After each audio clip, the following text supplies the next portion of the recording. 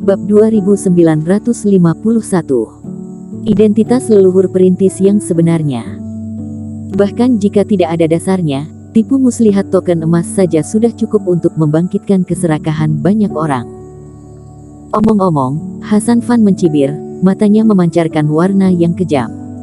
Dia sangat berwawasan tentang sifat manusia. Selama bertahun-tahun, token wilayah rahasia di galaksi selalu hanya memiliki 3 warna abu-abu, biru dan ungu, dan tidak pernah ada pengecualian. Tapi hari ini, sebelum wilayah rahasia galaksi akan dibuka, keputusan emas keluar, ditakdirkan untuk mengguncang seluruh nadi gunung sihir. Bahkan jika Eric Kin memegang token, itu tidak memiliki efek khusus.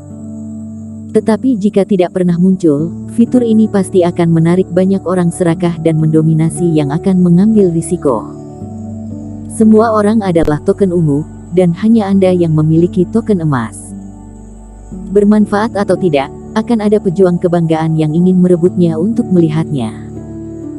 Secara khusus, Eric Kin hanyalah seorang leluhur perintis, dan identitasnya tidak layak disebut dengan pejuang kebanggaan yang sebenarnya.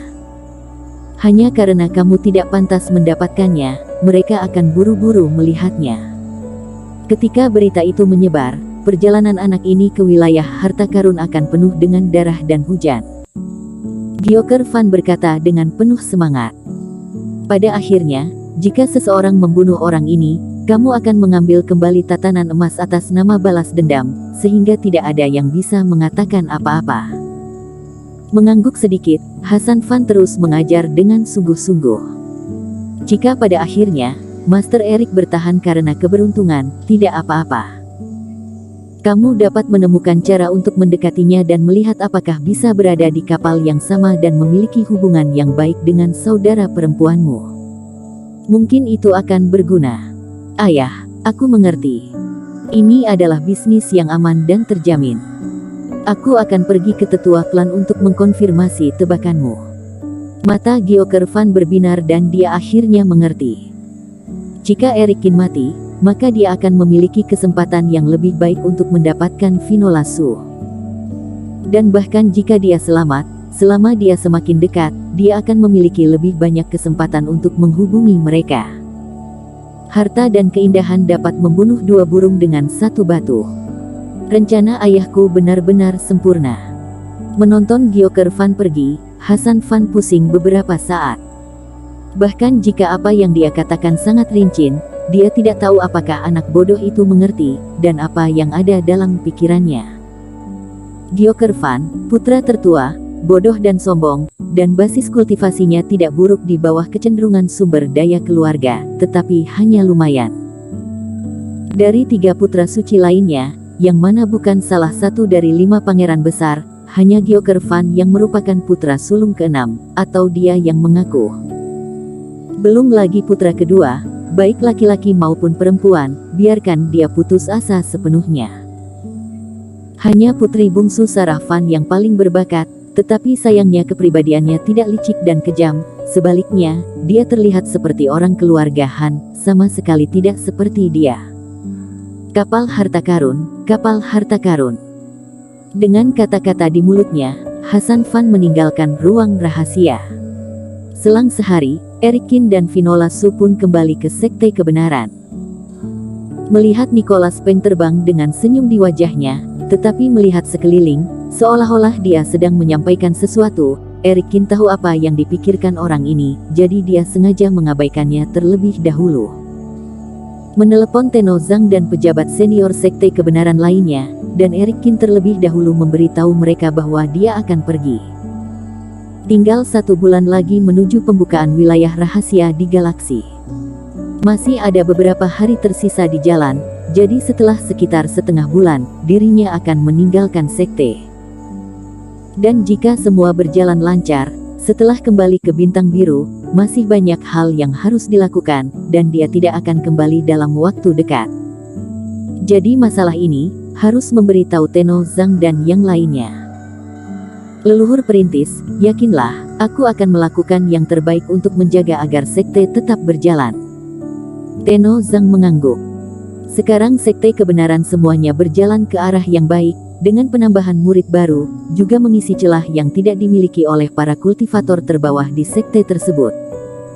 Adapun sumber daya yang dibutuhkan untuk pemeliharaan sekte kebenaran tidak kurang.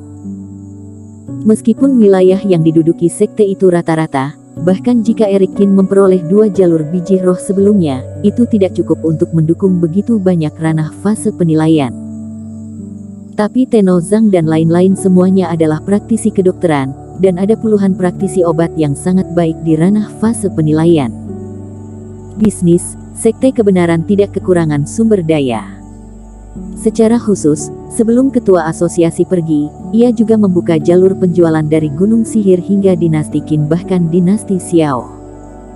Tenno Zhang dan yang lainnya menggunakan pil mujarab buatan resep obat Eric Kin dan Kuart Lu langsung mengirim seseorang untuk mengambilnya, dan penjualannya pun lumayan.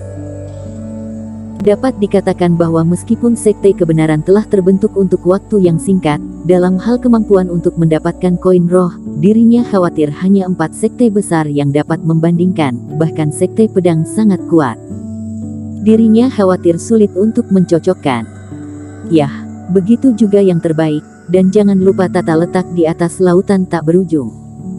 Eric Kin mengangguk dan berkata, ketika pergi ke wilayah rahasia di galaksi kali ini, aku pasti akan berbenturan dengan beberapa jenius, dan bahkan membunuh mereka. Jika urat Gunung Sihir tidak bisa bertahan, sekte ini juga dapat untuk sementara mundur ke lautan tak berujung. Kami telah mengirim orang untuk membangun pulau aliansi darah, yakinlah. Nicholas Peng mengangguk. Tenno Zhang terutama bertanggung jawab atas memurnikan obat di sekte, yaitu menghasilkan uang. Dan Nicholas Peng bertanggung jawab untuk mengalokasikan dan membelanjakan sumber daya ini. Misalnya, berapa banyak yang dibutuhkan murid muda untuk berkultivasi, berapa banyak orang tua yang memberikan persembahan, dan pengeluaran sehari-hari, Hal-hal ini membuat Eric Kin dan Tenno Zhang pusing ketika mereka melihatnya, tetapi Nicholas Peng ada di sana, tetapi mereka menanganinya dengan tertib. Seorang ketua sekte dan seorang wakil ketua sekte, keduanya menjalankan tugas masing-masing dan bekerja sama dengan baik satu sama lain. Tentu saja, dasar lautan tak berujung hanyalah pilihan terakhir, dan Eric Kin merasa bahwa tanah itu tidak boleh hilang. Sebelum aku pergi kali ini, aku juga akan memperkuat formasi sekte dan menggantinya dengan pola dewa, kata Eric Kin. Sebelum pembentukan formasi sekte kebenaran, meskipun dirinya juga banyak berpikir, tetapi bagaimanapun juga, waktunya singkat dan tidak terlalu bagus. Kali ini dirinya pergi, tidak tahu kapan akan kembali, dirinya harus memastikan keamanan sekte. Semua orang mengobrol tentang hal-hal lain, dan kemudian mengakhiri pertemuan. Banyak tetua pergi, dan Eric Kin meninggalkan Tenno Zhang dan beberapa tetua yang sepenuhnya dipercaya. Tuan Zhang, jika benar-benar ada sesuatu yang tidak dapat kamu lakukan, bawa slip giok ini kepada dinasti Qin dan temukan siapapun di keluarga Qin. Selama kamu berada di sana, tidak ada yang bisa menyentuhnya. Penggarap sekte kebenaran, bahkan tidak 4 sekte. Eric Kin dengan serius menyerahkan slip giok kepada Tenno Zhang. Leluhur perintis, ada apa ini? Tenno Zhang sedikit terkejut. Eric Kin utama mengatakan kalimat ini terlalu besar. Slip giok diberikan kepada setiap keluarga Qin, dan dinasti Qin dapat memastikan bahwa semua orang aman. Ini menunjukkan bahwa slip giok ini memenuhi syarat untuk membiarkan Kaisar Qin menggunakan kekuatan seluruh wilayah untuk membantu sekte kebenaran yang benar. Bahkan jika Eric Kin adalah tamu keluarga Qin, bahkan jika itu adalah seorang penatua, dia tidak memiliki kepercayaan diri seperti itu, kan? Ahem, jangan heran Tuan Zhang, leluhur perintis adalah keturunan Kaisar Qin saat ini dan pewaris masa depan Kaisar dinasti Qin. Suara samar Nicholas Peng di samping membuat Tenno Zhang dan yang lainnya membeku sesaat seperti disambar petir.